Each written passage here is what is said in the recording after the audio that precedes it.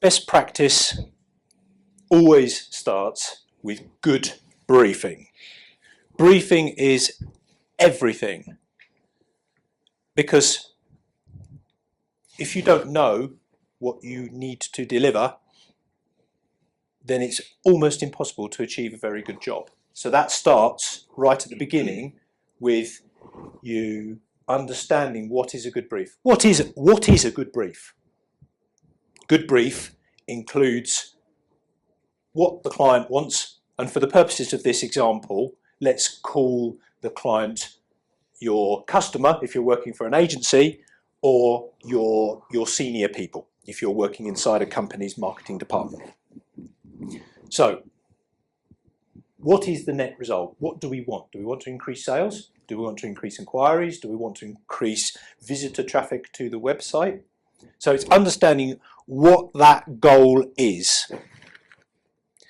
Now, there's usually quite a lot of people involved in a project of this kind.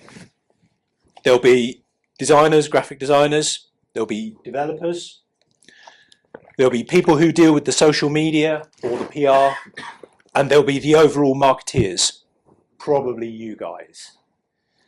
You actually, more than anyone, need to have a handle on the whole picture. Obviously, you need to have a clear understanding as to what the end is, what the goal, what the target is. You need to have a picture as to how you're going to get there, and that brief needs to be established from the start.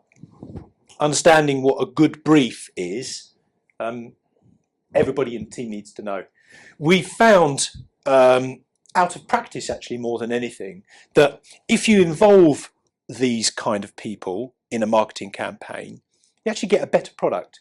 You get a better product because the developer or the designer during their part of the project may come up with an idea that they can feed back to the person running the campaign or even the client. It may be that that person, because they know how to develop a particular form on a website, think, you know, there's a better way of doing this. We can do this in a much smarter way.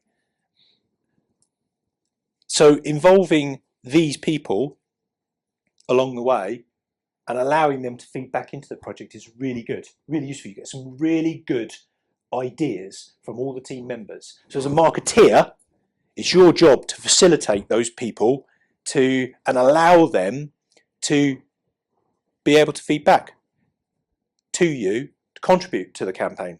Take some ownership of it. Ultimately, if a project of creating a website that sells a box of widgets, it's in everybody's interest, designer, developer, media person, PR person, and obviously the client, it's in everybody's interest to make sure that as many boxes of those widgets get sold.